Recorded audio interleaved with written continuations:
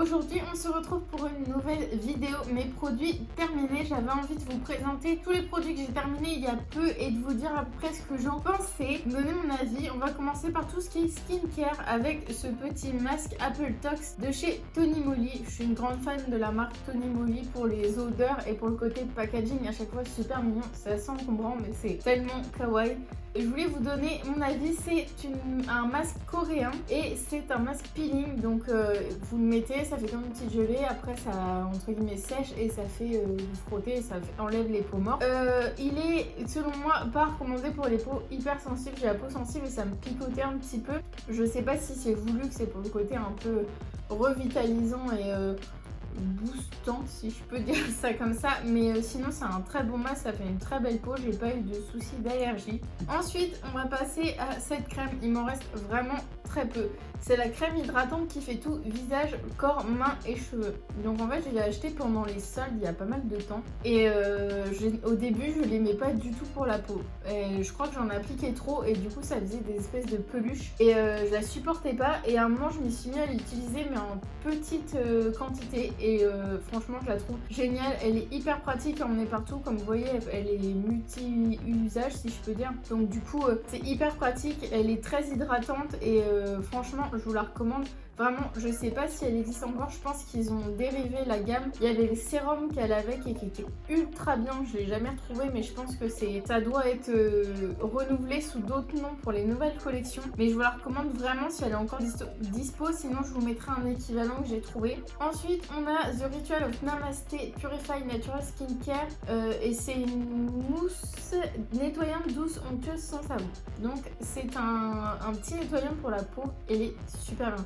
J'adore démaquiller et ensuite l'utiliser, c'est hyper doux, ça ne pique pas, ça ne gratte pas, ça sent hyper bon, la texture elle est géniale, ça fait un espèce de gel mais qui s'applique super bien, c'est vraiment excellent pour la peau. Je l'aime beaucoup, malheureusement j'en ai plus, c'est terminé, mais je pense que je me le rachèterai rapidement. Ensuite on a The Ritual of Happy Buddha, c'est un gel douche exfoliant de chez Rituals, donc voilà, il est génial. J'adore les gommages qui grattent fort, genre vraiment faut que ça exfolie la peau, sinon je supporte pas.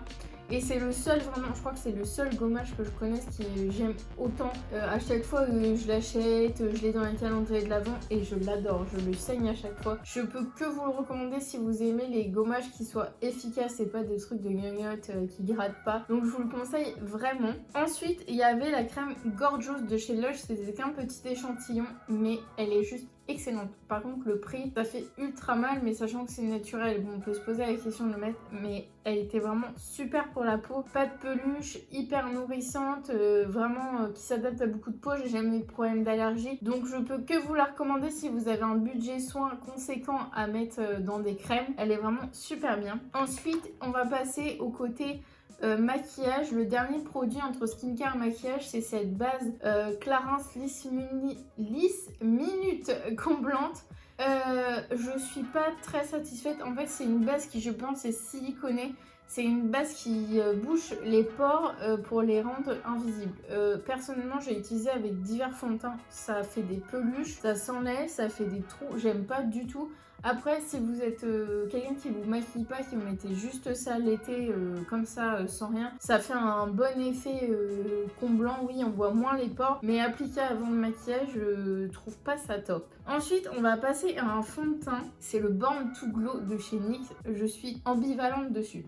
Je trouve l'application super, le côté liquide, je le trouve vraiment pratique. Après, difficile à doser quand vous appuyez, ça part comme ça aurait été mieux une pompe pour ce produit là. Au niveau de la teinte, moi je l'aimais beaucoup, mais par contre c'est un fond de teint, ça me fait la peau grasse. Personnellement, si vous avez la peau grasse, je vous le recommande pas du tout parce qu'il file au cours de la journée, et pourtant l'application je la trouve vraiment agréable, mais le produit en lui-même je suis un petit peu déçue. On va passer à un de mes produits chouchou que j'avais acheté durant les soldes, c'est le Lock It Concealer de chez Kat Von D. C'est un correcteur sous forme de crème avec un embout comme ça, il est totalement vide. J'ai adoré ce produit, mais vraiment pour mettre mettre en tant qu'anti-cerne, en tant qu'illuminateur sur certaines zones, en tant que base de fard à paupières, tout, il était vraiment génial. Et j'en ai plus, je suis hyper déçue. Je vais essayer de le retrouver, mais je sais pas si j'arriverai à retrouver pour un prix ou un prix que j'avais vu pendant les soldes. Mais c'est un produit exceptionnel, vraiment. Si vous avez l'occasion de le tester, il est vraiment super. Il est génial. Il y a un équivalent qui se rapproche un petit peu, c'est les correcteurs crème de chez Sephora. Ils ont exactement le même packaging et ils sont plutôt pas mal au niveau des teintes et de la consistance. Ils s'en rapprochent pas mal. Ensuite, on va passer à une base, c'est la base Urban Decay qui est hyper connue, les petites bases violettes comme ça. Donc il y en a plus du tout dedans. J'ai rien à dire sur cette base, elle est vraiment super. Je trouve elle est très bien. Elle ne fiche pas les fards, donc on peut les blender facilement. Au niveau équivalent, il y a un très bon dupe, c'est la base, vraiment c'est le même packaging quasiment, de chez W7 et elle est excellente en tant que dupe, donc je vous la recommande. Mais celle-là est aussi excellente si vous avez un budget make-up un petit peu plus conséquent, vous pouvez la prendre les yeux fermés. Ensuite on va passer aux sourcils.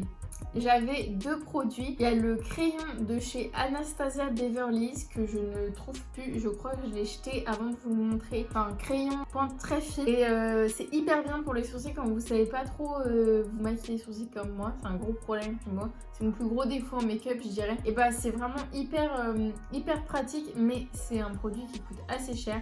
Et il y a sinon ce produit Aquabro de chez Makeup Forever. J'en ai racheté pendant des années et je trouve super bien. L'intensité est modulable et le côté crème est assez pratique au niveau de l'application. Vous pouvez les trouver chez Vente Privée durant les ventes Makeup Forever sous forme de kit et ils sont à moitié prix. Donc je vous conseille de les acheter à ce moment-là. Ensuite, niveau poudre, j'ai le Hoola qui est hyper connu de chez Benefit. Je l'ai saigné, il n'y en a plus dedans. Quasiment, il reste, voilà, le fond il est comme ça. Il est hyper bien. C'est un bronzer forcément qui a des tons chauds, mais il n'est pas trop orange. Il a la teinte parfaite. Si vous aimez les bronzers qui soient pas orange, que ça fasse juste une teinte vraiment bronzée, que ça définisse vos pommettes et tout, il est super bien.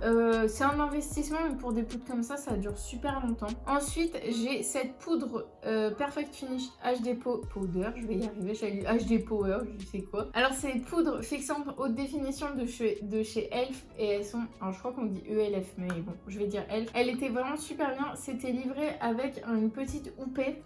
Et comme vous voyez, bah, je l'ai quasiment fini. Et franchement, j'adore cette poudre. J'ai le teint qui a tendance à bouger parce que j'ai la peau grasse. Et avec ça, vraiment, ça bouge absolument pas. J'en suis extrêmement satisfaite et c'est un produit que je vais racheter. N'hésitez pas si vous avez la peau grasse ou si vous avez tendance à avoir un maquillage qui bouge durant la journée. Je pense qu'elle peut très bien répondre à vos attentes. Ensuite, niveau lipstick, j'en ai deux qui ont rendu l'âme. Il y a le Kylie Candy Cake qui était un vieux rose foncé, on va dire. Il est totalement sec, je l'ai complètement saigné. Pareil, il y avait le crayon qui allait avec et l'ensemble était parfait. L'odeur, ça sent super bon. Enfin, moi, j'aime beaucoup. Pour se les procurer, bah, il y a toujours le problème des douanes. Donc, moi, je les avais achetés sur Vinted neuf avec la facture parce qu'il y a la masse de contrefaçon. Donc, ne vous faites pas avoir. Toujours demander la facture. Et si vous voyez que c'était quelqu'un qui a l'habitude de commander aux États-Unis, bah, privilégiez ces personnes-là. Mais j'ai hâte qu'ils trouvent une solution un petit peu comme Colourpop. Ce serait vraiment cool. Et on en finira avec ces frais de douane, mais je vous les conseille vraiment. Ils ont tendance à un petit peu se craqueler, faire des petites peluches, mais c'est pas très gênant. Et j'ai le Nabia Cosmétique. J'ai été assez surprise. Je crois que d'ailleurs, je regarde la contenance. Bah là, je la vois pas, mais ils mettent 4 ml. Mais j'ai l'impression qu'il était à moitié vide le mien. Je l'ai acheté sur Beauté Privée, mais il s'est vidé à une vitesse folle et il a séché hyper rapidement. Hormis ça, c'est celui que je porte actuellement. Je crois que c'était les dernières couches possibles. Après, il va aller à la pelle. Mais il était vraiment super bien. Le rouge, comme vous le voyez, c'est un très beau rouge. Niveau tenue, je l'avais essayé au cours d'un pas, je vous avais fait une revue que je vous mets juste là. Il était totalement parti, contrairement au brun que j'avais qui était resté, bah lui il s'était fait la malle. Mais ça reste un très beau rouge à lèvres et niveau tenue il est pas mal du tout. Donc et la teinte était super belle. Donc je vous le recommande et je pense que je rachèterai, mais actuellement j'ai le Huda Beauty qui est un petit peu pareil, c'est un rouge pareil, très femme, très pur on va dire. Donc je recommande également celui-là. Donc voilà, j'espère que cette petite vidéo vous aura plu. J'avais jamais encore fait le concept sur ma chaîne. J'espère que ça vous aura plu. N'hésitez pas à partager, liker et commenter. On se retrouve très vite pour une nouvelle vidéo.